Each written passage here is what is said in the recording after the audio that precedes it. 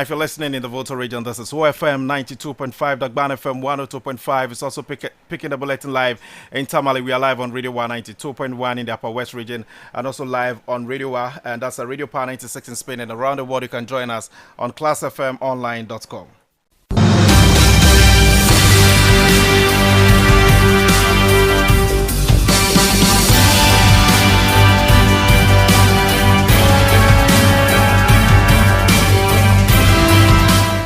And coming up this afternoon, ECOWAS Community Court of Justice dismisses all 7 claims filed by former Chief Justice Gertrude Torkornoo against the Republic of Ghana, ending her 10 million United States dollars damage suit. And also coming up, Israel ambassador to Ghana urges global action for peace with Iran. To tell Iran enough is enough. There is a limit to the damage you can create in the Middle East.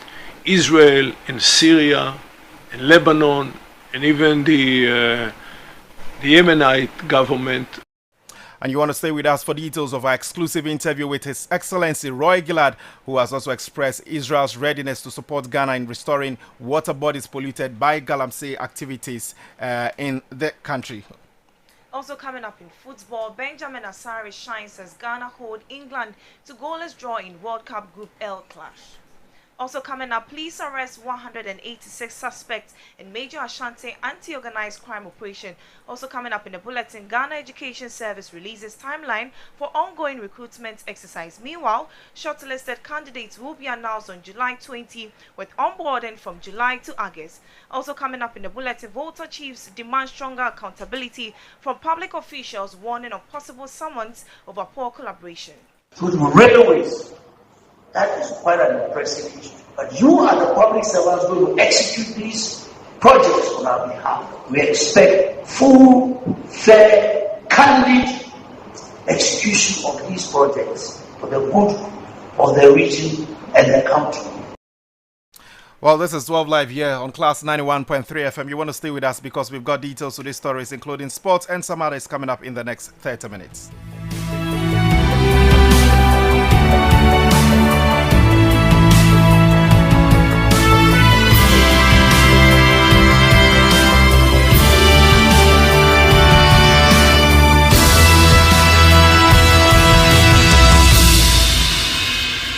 So today is the 24th day of June 2026, and you're welcome to 12 Live with us here on Class 91.3 FM. My name is Charles Akrofi, and this afternoon I'm doing this with Veronica Amade.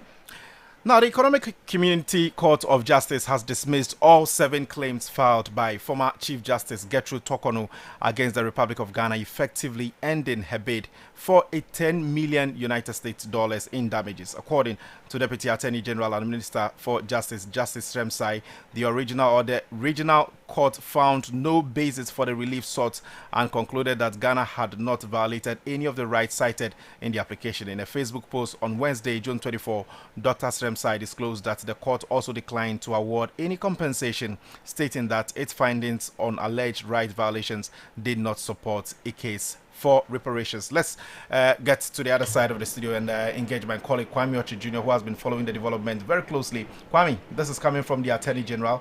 What more do we know as far as the development is concerned? It's been close to a year or past, isn't it? Very well. So the Deputy Attorney General, Dr. Justice Remsai, posted that on his Facebook platform. Of course, we all know that the former Chief Justice Gertrude Torkornoo was suspended after a prima facie case was established by the committee put together by President John Dramani Mahama. Subsequently, she took to the courts where indicating that her rights has been violated as the Chief Justice of the Republic, therefore seeking some relief. Of course, this is what the Deputy Attorney General indicated. So she was looking out for $10 million as a damages against the Republic, and of course that has been taken out, or that has been quashed out from the court. So this is what the Deputy Attorney General posted. Says that the ECOWAS Community Court, as a while ago, dismissed all the 7 claims which the former Chief Justice, her leadership Justice Gertrude Torkornoo, brought against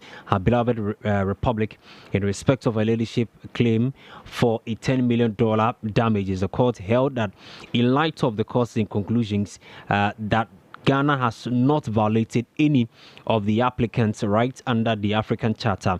As alleged, the court makes no decision on operations. So this is what the Facebook post by Dr. Justice Srimsai, who is the Deputy Attorney General, indicating. So we're looking forward to more details in this particular story. And of course, on 505, we'll delve much into that. We'll look at what the reliefs the former Chief Justice was seeking and when the establishments of this particular case, Charles. Kwame, let me thank you for your time this afternoon. So that's my colleague Kwame Oche Jr. and host of 505 here on Class 91.3 FM. This is 12 Live here on Class 91.3 FM. Let's bring you some other stories now. And Vero, even before you come in, let me tell you that Israel's ambassador was in the studios of Class FM this morning, and the ambassador to Ghana, Liberia, and Sierra Leone, His Excellency Roy Gillard, has expressed optimism that peace between Israel and Iran can be achieved if world leaders actively engage in efforts to resolve the conflict. His remark comes amid long-standing tensions between the two countries, which have escalated in recent times and impacted economies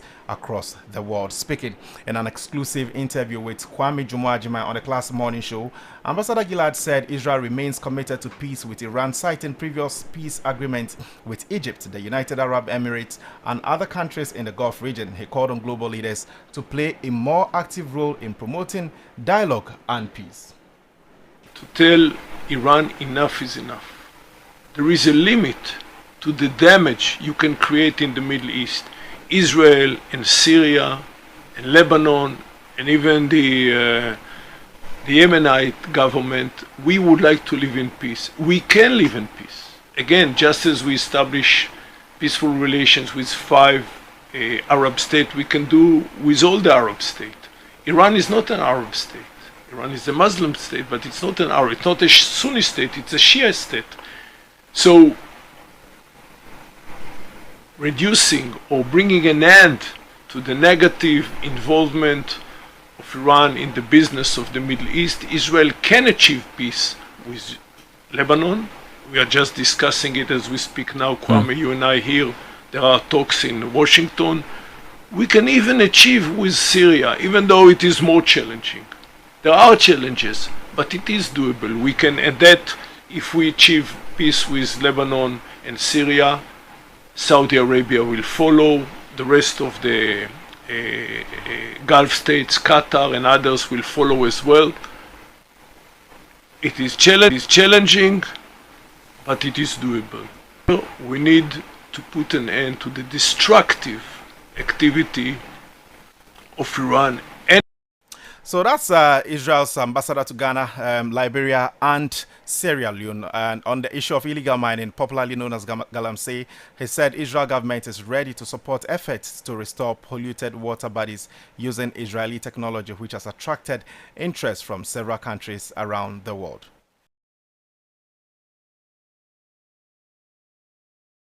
Well, apologies. We'll bring you that sound later on in other subsequent bulletins. But this is 12 Live here on Class 91.3 FM. Let's bring you some sports-related stories now, shall we, Vero? Yeah, so before we move on to the next story, what was your prediction yesterday? Was it correct? I said 2-1, actually. 2-1.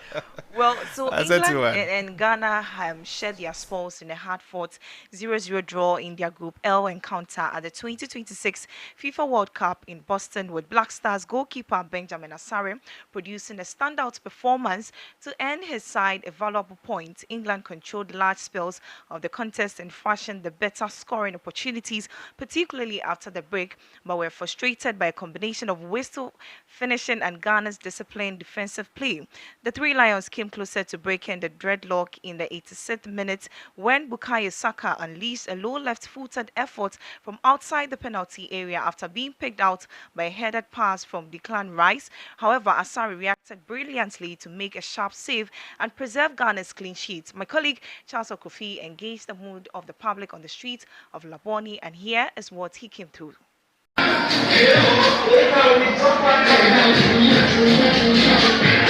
Well, so that's how it's all looking on the street of Laboni, where Class 91.3 FM is located. 90 plus minutes, and it ended in a goalless draw between the Black Stars of Ghana and the Three Lions of England. What a thrilling encounter, I should say. Of course, Black Stars came in as the underdog with a lot of predictions going in favor of England, looking at the fact that England has a lot of players who are playing at the very echelon of their career. But the Black Stars of Ghana did put up a fight against the Three Lions of England. Right here on the street of Laboni is where a lot of people who have come here to watch the match, are celebrating and making merry. A lot of them in their yellow and black jerseys, all celebrating what some of them describe as a victory for Ghana. Mind you, Ghana won against Panama in the opener, and going head-to-head with England, it has been a goalless game, which means that Ghana is on the same pedestal with England as far as the group is concerned. Well, let's get onto the streets of Laboni now and speak to some of the supporters who had come here to enjoy themselves right here and find out how the feeling really is like for them. You are a fan of the Black Stars. First of all, how did the game go for you? Oh, the game was very nice. This morning I was telling one of my friends that this game we win either 1-1 or good or you qualify goalless. Then my friend was even telling me that they would score us. I said no, this game, the first game that we played with Panama, you see how the game is, and today that we win the game. So you are happy that it's been a good day for you. Yeah, it will be a good day. Right. Thank you very much. Let me get to speak to some more people here on the streets of Laboni and also try to find out what they make of today's encounter. Let me do a brief one with you. Your impression so far as far as the game is concerned. Yeah, I can tell you that I'm a Nigerian. Okay. And I've always paid interest in Ghana Africa football. I think Ghana has done so well, and I can tell you this is one of the strongest teams that Ghana has ever provided or produced. Compared to the likes of Asamoah Gyan, Suleiman Oh Mutari, yes, because these guys, they play with confidence. They play with confidence and they are tactical. If you watch the game very well from the beginning of this game today, you will agree with me that they understand themselves. England is not a team to toy with. England will beat you any day, any time. I mean, you look at their first. Oh yes, I do not see any fault here. With this game here today, I can predict that Ghana will beat Croatia. If not 3-0, it'll be 2-0. With the same mindset. Yeah, with mindset, yeah. If this coach can feature these guys, and none of them are injured. Right. I'm sure seeing you in your jerseys, your Ghana jerseys, it means that you came out to support Ghana. Tell me about how the game went for you. Yeah, so we are British Ghanaians, but we've come to Ghana to celebrate our home country. The game, it was I'm not gonna lie, I was a bit nervous, a bit shaky, but I think we gave our best game. Obviously, England, they're very strong competitors, so I'm glad that we came to fight, we came to win. We had chances, they were a bit shaky, but the end result, it just speaks for itself. So England, they're also a great footballing nation. We managed to still stick our ground. We did not let us defeat them. We came to fight, and fight we did, and the draw just shows that. So I'm very proud of the strength that we've shown, and I know that for the next game it's going to be even better, and the momentum, the same thing. And it makes me very proud for the future of football in Ghana, because we've all come from this place, and we are going so far. It's Ghana to the world. Sorry to steal from the Nigerians, but Ghana to the world. I like that. But for you, how did it go for you? You don't want to offer any. Okay, right. That's okay. Well, so those are some Ghanaian nationals, but of course they say that they come in perfect. One that can be described as a gridlock. It is difficult for any vehicle that is parked here at this point in time to move even for a second. The traffic, as I stood here and monitored for close to 30 minutes, hasn't moved at all. But of course, there are traffic wardens here who are ensuring that the situation is brought under control. And so that's how it's all looking like. And if you can hear in the background, the sound in the background tells you that there's a lot of celebrations going on here on the streets of Laboni, all because Black Stars, the Black Stars of Ghana, drew in a goalless encounter with the Three Lions of England. And of course, this is how we bring it all to a close right here from the streets of Laboni. My name is Charles Akrofi for Class FM.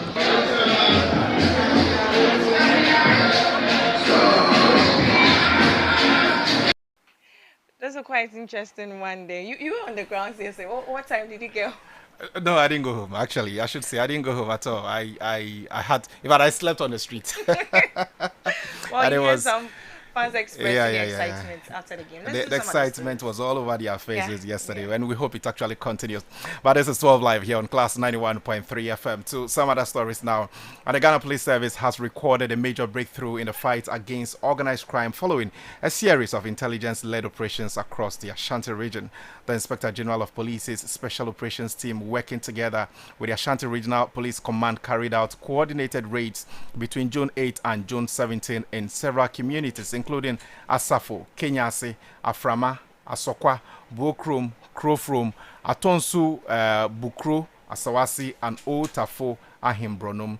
The operations led to the arrest of 186 suspects made up of 86 Ghanaians, 96 Nigerians, and 4 Togolese nationals. A major breakthrough came on June 9 at Kenyasi, Aframa, where police arrested a woman identified as Gladys Ibrahim, also known as Mama G, together with 100 foreign nationals believed to be linked to a transnational criminal network involved in human trafficking, sexual exploitation, narcotics trafficking, and organized crimes. Police also rescued several suspected victims of exploitation, including minors who have been placed under protective care. Foreign victims are being processed with the Ghana Immigration Service for the necessary immigration and repatriation procedures. The service says investigations are ongoing to arrest other members of the criminal network and has reaffirmed its commitment to sustain intelligence-led operations to combat organized crime and protect the public. Let's do some education stories because the Ghana Education Service has announced the timeline for its ongoing recruitment exercise, indicating that shortlisted candidates will be announced by July 20, 2026. In a statement issued on Tuesday, June 23, the Ghana Education Service also disclosed the successful applicants are expected to assume duty on August 31, 2026. The service noted that it is currently reviewing all applications reviewed to ensure they satisfy the eligibility requirements outlined in the recruitment advertisement. There's a statement from the Ghana Education Yeah, Service. definitely. And shortly, Elizabeth Adu, who has been following development and making some research in that regard, is joining us in studios with details of that statement release. And thankfully, Elizabeth is here with us. Elizabeth, so what really is the Ghana Education Service, communicating to prospective, teachers in that regard? Okay, so Charles, the statement was released yesterday and it's cited for immediate release. Management of the Ghana Education Service expresses its appreciation to all applicants for their interest in serving the nation through the service. We are currently reviewing all applications reviewed to ensure that they satisfy the eligibility requirement outlined in the recruitment advertisement. The recruitment process is being conducted according to the following schedule. That's June 30, 2026. That's when the review of the application completed. July 20, 2026, announcement of shortlist candidate done. Then by July also 20 to August 31, 2026, onboarding process at the regional and district levels. Successful applicants are expected to assume duty on August 31, 2026. The service appreciates your patience and understanding throughout the recruitment process and wish all applicants the very best. So if by July 20 to August 31, 2026, if you don't hear your name, it means you are not part of it. But if you do by the end of August 31, 2026, you should have your appointment letter and start work. Thank you, Elizabeth, with the essence of the statement. Well, this is 12 Live. You're on Class 91.3 FM. Now, pressure is mounted on public officials in the Volta region as the House of Chiefs demands improved responsiveness and accountability from government agencies. The president of the Volta Regional House of Chiefs and paramount chief of Amfoiga Traditional Area, Togbe Tapre Hodo IV, has called for stronger accountability and collaboration between public institutions and traditional authorities. Speaking During an engagement with the Volta Regional Minister in Ho, he praised the minister's open communication with chiefs but expressed concern over what he described as poor cooperation from some heads of government departments. He said delays in receiving information and support from public officials are affecting development coordination and weakening trust between traditional leaders and state institutions. Togbe Tafrehodo IV warned that the House of Chiefs may begin summoning heads of departments if the situation does not improve, stressing that accountability must be taken seriously in public service delivery. The important point which I would like to drive home on behalf of all the chiefs here present, and indeed all chiefs in the region, is that there hasn't been much collaboration between these heads of departments and the chiefs, particularly in their traditional areas. It also comes even as far as the regional house of chiefs. You are civil servants, that's the name you give, or public servants. But sometimes it looks as if you virtually are our overlords. I think there should be a shift in that approach. You should see yourselves first and foremost as public servants rather than anything else. And I am saying some of this is for personal experience. I have not had the desired cooperation from you, the heads of these departments. And I am going to suggest to my chiefs that going forward, we make it a point to invite you, like they do in Parliament, to come to the floor and answer questions. And we should be ready. We should be ready to take the flag if it becomes necessary. We want to work with you. And I think that is one day I'll credit the regional minister. He is always ready to explain situations, assist us. I think that you could do better because you are more direct in touch with it. Going forward, if there's any problem, you call the attention of these heads of departments and they don't respond. Let us know. We will escalate these matters. If we are going to reset this country like the president has indicated, then I think it's about time it starts from the heads of departments. We will no longer tolerate their lukewarm attitude to request, to assist when the time comes. Enough is enough. I am sure that you will not let us get onto that kind of confrontational path. Let us work together and build this region and build this country. I am elated to hear that what Ketapod is on stream. Togbe Tefre also linked his appeal to broader national reform efforts, urging that government reset discussions must begin with stronger responsibility from public sector leadership. The House of Chiefs, he added, remains committed to supporting government development initiatives, but will not tolerate what he described as lukewarm responses from officials with assistance or when assistance is requested. To the railways, that is quite an impressive issue. But you are the public servants going to execute these projects on our behalf. We expect full, fair, candid execution of these projects for the good of the region and the country. So on behalf of my chiefs, I charge you to wake up from your slumber and work for the good of this country. We will no longer tolerate the lukewarm attitude that some of you are in the habit of exhibiting. A word to the wise is in the north. And those are some tough words there from the chief of the Amfoiga traditional area, Togbe Tepre Hodo IV, to government officials. Well, they say that they are not going to tolerate any lip service, and that is going to come to a time where they would have to summon officials when they realize that they are not doing much in terms of the delivery of their mandate to the people. 12 Live, here on Class 91.3 FM. To some other stories now. Vero. Charles, let's move on to the Interior Ministry, because all existing firearm permits in Ghana are to be revoked as part of a major overhaul of the country's gun licensing regime aimed at strengthening public safety and curbing illegal arms possession. The Minister for the Interior has announced that the move follows the end of the gun amnesty program, which resulted in the surrender of 4,068 unregistered firearms. Under the new measures, all gun owners will undergo fresh re-registration, including mandatory mental health assessment, drug testing, and certified firearms training. The minister says security agencies will intensify intelligence-led operations against illegal arms possession, while government strengthens border controls and introduces new measures to improve firearm accountability nationwide. Government initiated the Gun Amnesty Program with a clear and urgent objective to confront the threats posed by unregistered and illicit firearms to lives, livelihood, and national development.